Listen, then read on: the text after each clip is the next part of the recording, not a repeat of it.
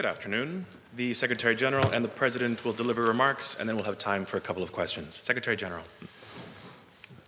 President Rinkēvičs, dear Edgars, it's good to see you again. Welcome back to NATO. You know this headquarters very well after many years of being a foreign minister, now president, and therefore it is a particular honor and privilege to welcome you in your new capacity as President of Latvia. Congratulations on your appointment and thank you for your strong personal commitment to NATO. We are meeting just 2 days before Latvia's Independence Day, an important moment to mark your country's freedom and sovereignty, which NATO protects every day.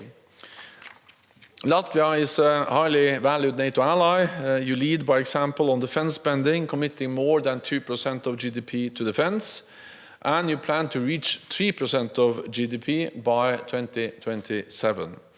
You are investing in new capabilities, including HIMARS, to strengthen our collective defense. And you contribute to NATO operations and missions in Kosovo and in Iraq. I've also had the pleasure of visiting the Canadian-led battle group in Adashi, in which 11 NATO allies work side by side to defend NATO's eastern flank. And next year, you will host NATO's Baltic air policing mission, which keeps our skies safe. So NATO can count on Latvia, and Latvia can count on NATO.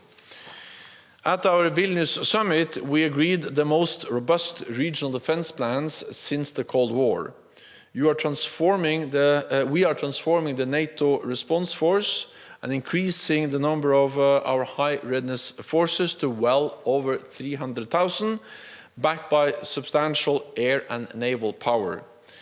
There should be no doubt that NATO is ready, willing and able to defend every inch of Allied territory. Our alliance will become even stronger when Sweden joins NATO. And I welcome that the Turkish Parliament's Foreign Affairs Committee is taking up Sweden's membership today. We look forward to welcoming Sweden as a full ally very soon. President Putin invaded Ukraine wanting less NATO. He is getting more NATO. He totally underestimated the determination of the Ukrainian people to defend their freedom, and he totally underestimated the strength and unity of NATO's support. NATO allies are providing unprecedented military, humanitarian, and financial assistance to Ukraine, and Latvia plays a key role in this. This is even more important now as the situation on the battlefield is very difficult. But that is not an argument for less support. It is an argument for more support. This matters, not just for Ukraine's security, but for our security. So there, Edgars, thank you once again and welcome again to the NATO headquarters. I look forward to continuing to work with you to keep NATO strong and our people safe. So please, you have the floor. Thank you very much, Mr. Secretary General. It's really great to be back. As you said, in a bit different capacity, but still I think that the issues we discussed today are almost the same. How to make NATO stronger, how to make it more agile to respond to all the challenges that we are facing both regionally and actually also globally. And indeed, I'm very happy that this visit is taking place just 2 days before we are celebrating our National Independence Day. And I'm also very pleased that during our National Independence Day's military parade, there are going to be many Allied troops present, showing that NATO is in the region, that NATO is doing fantastic work. And as we discussed, we are very much looking forward to the full implementation of decisions of NATO summits in Madrid and Vilnius.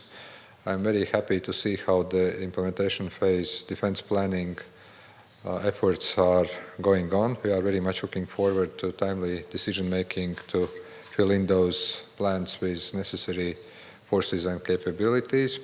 We have also been discussing the burden sharing. I think that, and as I informed you, Latvia is setting a good example on defense spending. our parliament currently is discussing next year's budget, where around 2.4% of GDP will be earmarked for defense, and the goal is to reach 3% of GDP by 2027. Having said that, I just want to reiterate that this money is really needed to strengthen our air defense systems, to modernize our armed forces, and of course one of the most important issues that we all see as a challenge need to be addressed is defense industrial capability and build-up of defense industrial capability. I'm also very happy to see that the Turkish Parliament's Foreign Policy Committee is currently discussing the ratification of the Swedish accession to NATO. I very much hope that this process will be completed by all allies as soon as possible, because it's in the interest of all NATO allies and of course also of Latvia that Sweden becomes full-fledged member of NATO as soon as possible. And of course, I reiterated our full support for Ukraine. We discussed how NATO can further support and make it more long-term, more systemic support of Ukrainian military. There have been a lot of efforts already going on, both by individual NATO member states, but also by the alliance as a whole. We are also discussing, but I think it is a bit too early, of course, to discuss about details, how to prepare for next year's Washington summit, how to make sure that Ukraine gets all the necessary assistance and support by the alliance this country is actually needed. So thank you very much, Jens, for very good and interesting discussions, and also very much looking forward to work with you in a bit different capacity from my side. Thank you. Thank you. We'll go to questions, starting with the Latvian radio television in the 6th row, please. Latvian television, thank you for taking questions, and I have a question for both. There is increasing migrant pressure on Finland's eastern border with Russia. And do you see it as another hybrid attack, similar to what we have seen in Latvia? And is there a necessity for more coordination on NATO level to address that? Thank you. As we are following this very closely, I actually met with the Finnish defense minister briefly on the margins of the EU defense ministerial meeting in Brussels earlier this week. He shared with me his assessments, his analysis, and his concerns about the increased number of refugees, asylum seekers at the border. So this is something we monitor very closely. The alliance is vigilant. Of course, at the first responder, or the Finnish authorities are responsible for managing the situation on the border, but we need to exchange information. We need to have the best possible common situational awareness, and then to take necessary actions if needed, whether that will be as NATO or as NATO allies or in other formats. That's a bit too early to say, depending on the developments, but we are closely following the situation also along the Finnish border. Well, thank you. Let me just add that Latvian authorities are in close coordination with the Finnish authorities, as Latvia and Finland both share border with Russia. We have also coordination and information sharing with other EU and NATO member states that are having common border with Russia and Belarus. We are prepared to implement joint decisions if we can agree on the necessity for those. There are many options, from the border closing to restricting entry of citizens, but those measures will be decided by our own competent authorities based on analysis of the situation and based on joint assessment and based also on joint decisions. I would also say that we discussed with Secretary General the overall situation in the region, not only when it comes to the purely military point of view, but also from different hybrid attacks that we have seen lately. We were discussing the need to protect critical undersea infrastructure. We still remember what happened in October in the Baltic Sea. That incident is being investigated, but we are of the same opinion that we need to be prepared to respond to all kinds of hybrid challenges that we face. When it comes to the border situation, I do believe that regional cooperation, also the EU coordination is needed. We've discussed this also a little bit yesterday when I met with the President of the European Commission, because also the European Union is playing a role in this regard.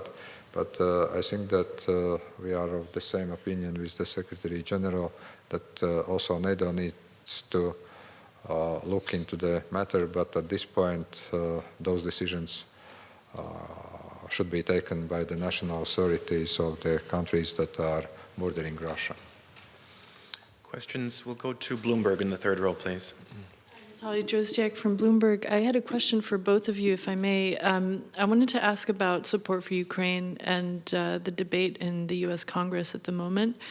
What is your feeling if aid doesn't get passed for Ukraine? How dire is this for Ukraine's effort to fight back the Russians? Thank you. Well, it is, of course, important that all allies continue to stand by the decisions we have made jointly. At the Vilnius summit, all heads of state and government, all NATO allies promised to stand by Ukraine, not only because it will be a tragedy for the Ukrainians if President Putin wins, but it will be dangerous for us. Because then the message will be that when authoritarian leaders use military force, when they violate international law, when they invade another country, they get what they want. And that will make the world more dangerous and us more vulnerable. So it is a national security interest of all NATO allies, also the United States, to prevent that from happening, to prevent President Putin from winning in Ukraine. And therefore I'm confident that the United States will continue to provide support to Ukraine. The message when I travel around in NATO capitals is that allies are ready to sustain and to step up their support. And just over the last days, we have had new announcements from, for instance, Germany made significant new announcements of increased support just a few days ago. Other allies have also announced additional support. So I'm confident that that will be the case. Lastly, let me also say that we need to realize that the situation on the battlefield is difficult. Russia doesn't plan for peace, they plan for more war. We have also seen how Russia has tried to launch offensive operations around, for instance, Avdiivka. But the fact that the situation on the battlefield is more difficult than we hoped, that's not an argument against support. It's an argument in favor of more support to Ukraine. Because again, we cannot allow President Putin to win. Then let me also add that the Ukrainians have already made big victories.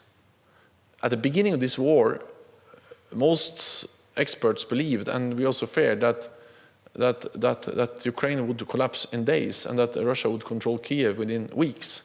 The reality was that the opposite happened. The Ukrainians were able to push back Russian forces in the north, in the east, and in the south, and they have liberated half of the territory. So this is a big victory for Ukraine, that they have liberated so much territory. It's a big victory for Ukraine that they have been able to inflict heavy losses on the Russian invaders. And it is a big victory for Ukraine that Ukraine has prevailed as an independent sovereign nation in Europe. Russia has lost a lot. Ukraine is a strategic defeat for President Putin. He has not achieved what he wanted. So that's the background as we now continue how to provide or ensure that we continue to provide support to Ukraine. It's almost impossible to add to what Jens just said. I think that this has been really perfect argumentation. Let me just say that, first of all, my country, Latvia, has provided military assistance to Ukraine that is worth more than 1% of GDP. And we are a small country. Of course, if we talk about millions of euros or millions of dollars, it's not a huge amount, but actually it shows the commitment that we, as the country that understands the danger of the Russian aggression, the danger of Russia not being stopped by Ukraine, in Ukraine, going further and challenging other neighboring countries. This country is currently aggressive. This country is mobilizing its economy, it's mobilizing its war machine, and I think it would be a huge mistake currently not to provide Ukraine with all kind of assistance, be it military, be it financial assistance, so that the government can function and all the services are being delivered. So I do hope that all allies, including the US and its Congress, do understand that at this point it is critical to help Ukraine in order to stop Russia and in order to actually keep the peace in Europe for years to come. There can be questions. How this assistance is spent, and those questions should be answered. But it does not change the big picture, and the big picture is that it's in the interests of Ukraine, it's in the interests of all NATO allies, including the United States, that Ukraine is successful combating the Russian Federation. That concludes this press point. Thank you very much.